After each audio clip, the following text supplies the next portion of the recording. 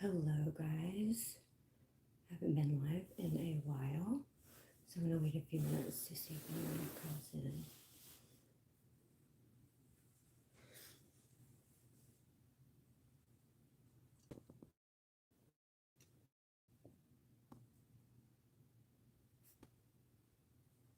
My hair is still wet. Excuse me.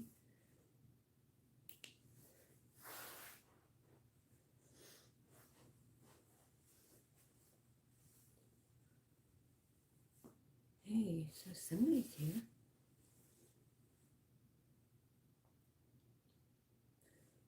Excuse my wet hair. I just got out of the shower. I am in Dallas, and I wanted to just say hello and chat with you guys for a bit before everything else starts.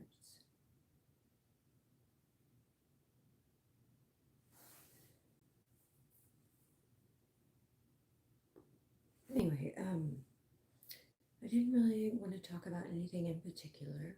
I'm super excited because I'm here in Dallas with John and Brindy Wells. Hey, evidence violates community guidelines. So, excuse my wet hair. A shower. As I said, I am in Dallas at John and Brindy Wells' home. And I'm super excited to be here. I got here last night. Um, I'm not sure exactly what we're going to be doing, but I think we're going to record in studio, not positive, talk about a lot of different stuff, just a ton. We didn't go to sleep till about 4 a.m. just because there's so much going on all over the world, but some pretty devastating stuff in South Africa, even worse than normal.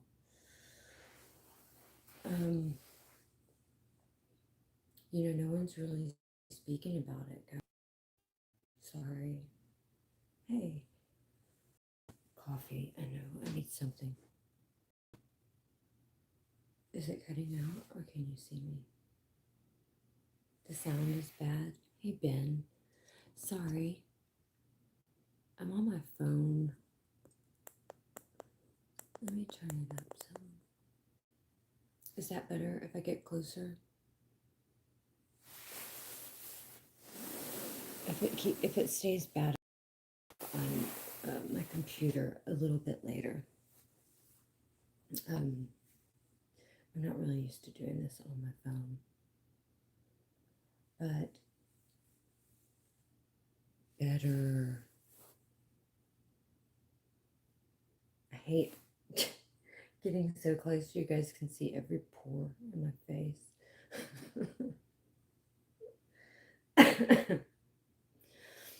Anyway, I just haven't been speaking out lately, and I really didn't come on to say much, just to let you guys know what I'm up to, that we are still racking our brains on what to do for the people of South Africa and America. And we'll see what we can come up with. I'm not exactly sure what the plan is, but I know there'll be some kind of interview in studio while I'm here. And I look forward to it because there was a lot to talk about last night. So is my audio still pretty bad? If it is, guys, I'm just going to wait a little while and I'll come back on my computer.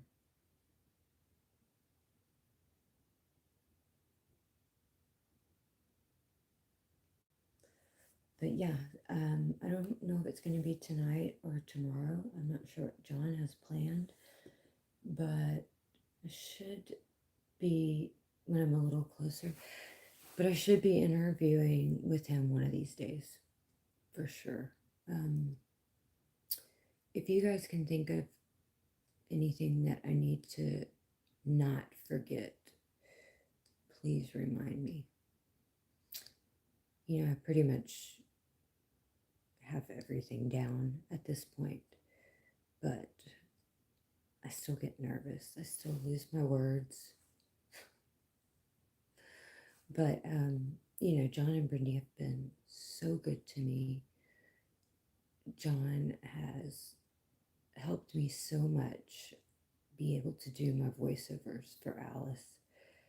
I couldn't do it without crying. If it weren't for him, I wouldn't have been able to do any of it without crying. But he really just stepped up and helped me, so I'm very thankful for that. We were all laughing about something that happened a while back on video.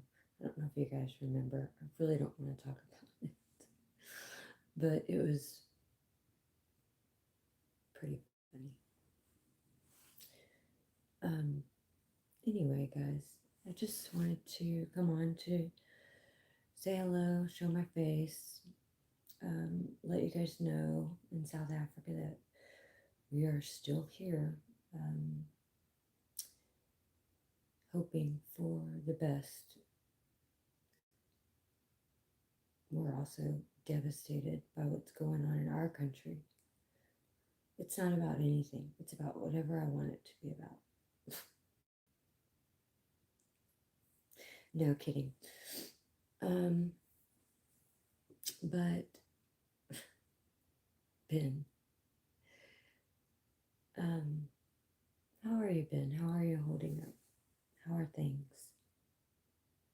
I mean, I know things are shit, but what can we do, right?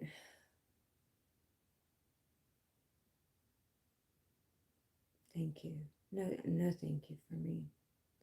It's my responsibility. What else can I do? Anyway, I'm super excited to go back on with John and Brindy, and I have so much planned, so that's what I'm here telling people. I'm at John and Brindy's, and we'll see what he asks me later. He'll probably put me on the spot and ask me some crazy questions, but guess what? I have the answers. Also, guys, keep a watch out because a certain little jerk off that pretended to be a white farmer for at least 2 years, I know. Anyway, turned out he wasn't. He was Indian and been in the South African Human Rights Commission for hate speech before, but attacking everyone else. Well, he's been attacking people in South Africa again, causing them to lose their jobs. Not a good idea, Deegan. Anyway, anybody who follows me knows who this is, what they do, who pays them. So just keep an eye out because he's terrorizing again, but we'll see what we can do about that. But yeah, so I just wanted to say hi, guys, and I don't know if I'll be on with John later this evening or tomorrow, but I'll let you guys know ahead of time, and hopefully you can watch and see where it goes because we always have the greatest conversations. My best friend's a 3-year-old, so I can't really have the same type of conversations with him. But yeah, so anyways, praying for all of you guys. Love you very much. And we're here. We're all here, still fighting. And we will remain that way. But yeah, thanks for listening. I know it's nothing really important, but I'll come back later. You like people who make you think?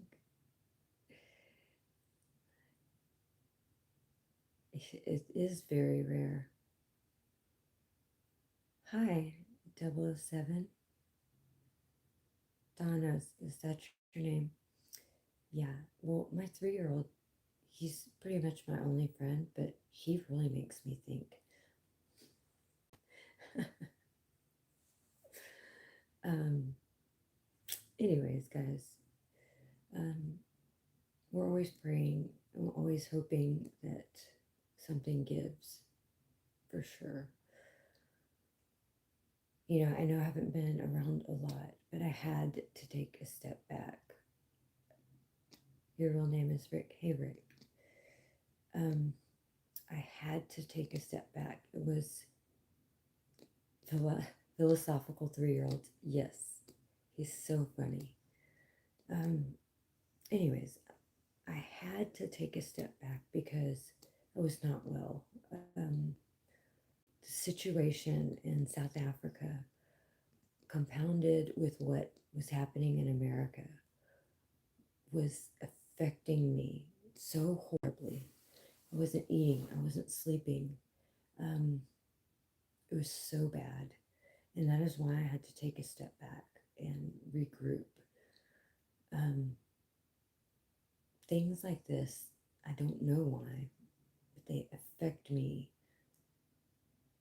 so greatly that, it causes me physical pain to see my people suffering and feel that my hands are tied.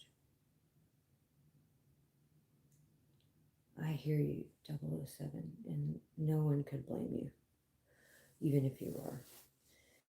But, I'm a person that I don't believe in just sitting around complaining about all the problems that we face, that the world faces. I seek solutions. Complaining doesn't do anything for the situation. At least if you seek solutions, you're actively trying to make a difference. And how do you know if you never try, right? Um, I've seriously accomplished some things that it was it was by sheer will and determination. It wasn't my plan. I had no idea that it would work on a lot of things, but some of them did. And if I would have never tried and been willing to fail, I would have never known that it could work. So I urge everyone to always remember that you can do something. Um, Always remember that you can make a difference in people's lives, no matter how small um, you think it may be. It may be something that changes someone else's month, year, life. You never know. So, you know, even if you think you're not doing anything, you are. So keep supporting your people. Keep playing your part and doing what it is that your role is for the here and now. And don't ever give up on them, because that is the most precious gift that we have in this world. How do I care? What do you mean, how do I care? How do I care about what?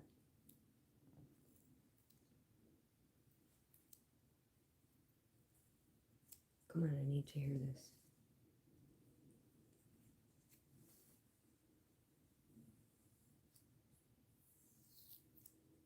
How do I not care?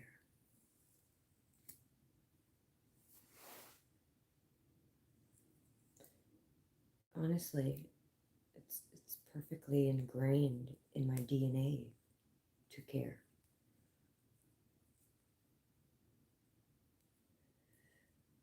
So, Rick, you say you're not a very sensitive person. You don't feel surroundings.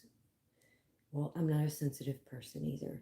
Um, I've actually been a person that struggled with empathy for my entire life because I lived a very tough life. I never complained. I just did what I had to do, right? Therefore, I didn't suffer complainers very well. Um, when it comes to my people, it's different. You know, the world is insane. I'm sure we can agree on that. And what it really boils down to is my people and my children and their children and what I want to leave for my children. Do I want to leave um, my children in a world where they are kneelers and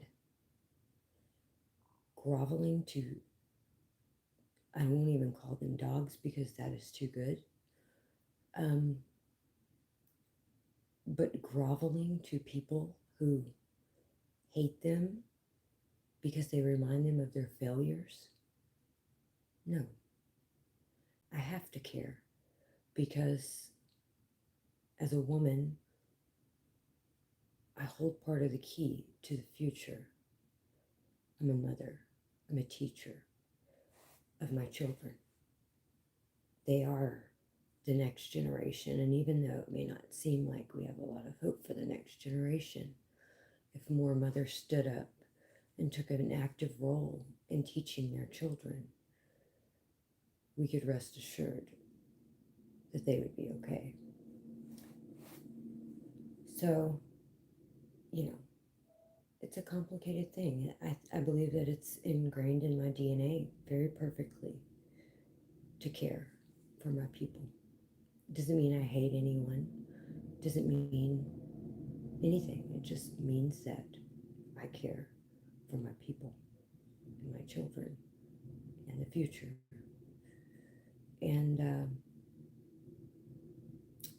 if you had seen what I've seen, you would care too. You had seen the autopsy reports, the crime scene photos of little children's broken, mutilated bodies. If you knew what was done to those children, I mean, can you even grasp that a human can be raped to death?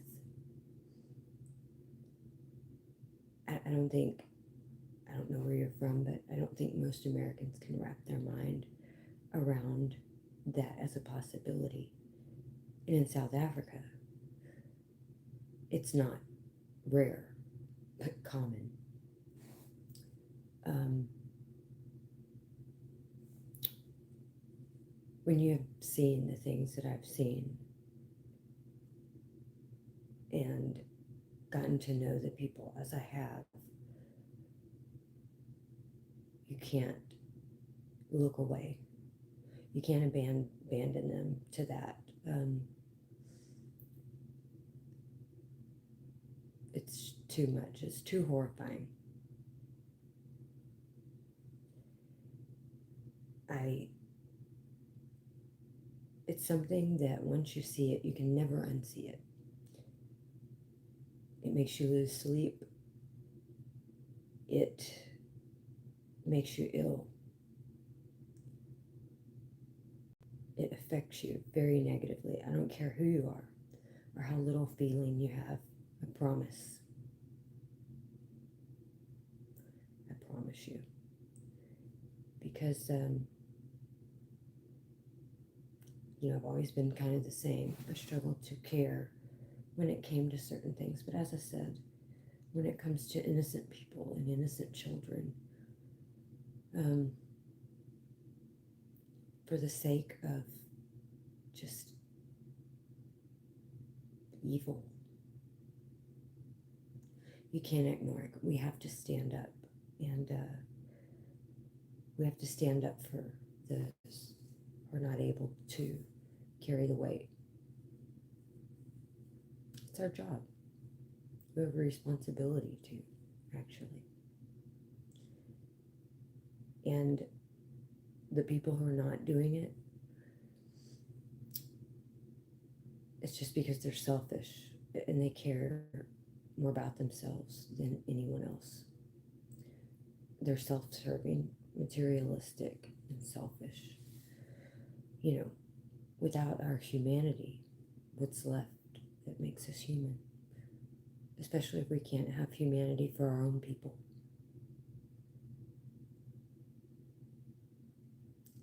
So just think about that. Get to know some of them. Read some of the reports. Look at some of the children. I'm sorry, it's how I speak. You know, I do too. I usually leave people alone. But this is a situation where the people that you leave alone, up until 2 years ago, they believed that the entire world had forgotten them and abandoned them to die. Not just die, but be slaughtered. And they found out that people all over the world actually did care and were fighting for them. It's just a complicated situation, and I love them. I love them because they're like me. They're like Texans. They're more like me than half of my country. And as a mother, if I were in such horrifying circumstances and so outnumbered, I would hope that someone somewhere would care enough to speak for me and my children, to help us, to try to help us. Um, because how would you feel if it were you and your family and you were 4 million and surrounded by 55 million plus, that 99% of them not only wanted you dead, but believed that to cause you the most pain imaginable, raping your children to death, gutting your wife, gave them special powers.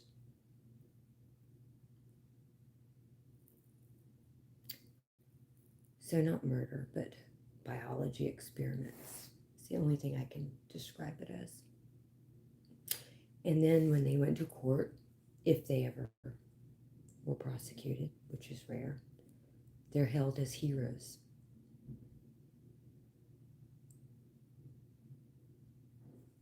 Yeah, they are some of the most strong, resilient people who have ever walked the planet. On a lighter note, I often say that we need the poor in Texas to protect our border. This would be the perfect job for them because they would kick ass at it. Yeah, absolutely. They are conditioned to this. They are. I mean, most of us don't really think of what these people go through, and I don't think most of us can. The Department of Deportations. I love it. Oh my gosh, that's got to be an official job. Good stuff. Good stuff. Think about it, guys. Seriously, they would make the best border patrol. They would be just no nonsense. I mean, kick ass. Think about all of the terror that they have to deal with and all of the poaching and I mean, just you name it. Yeah, we need them.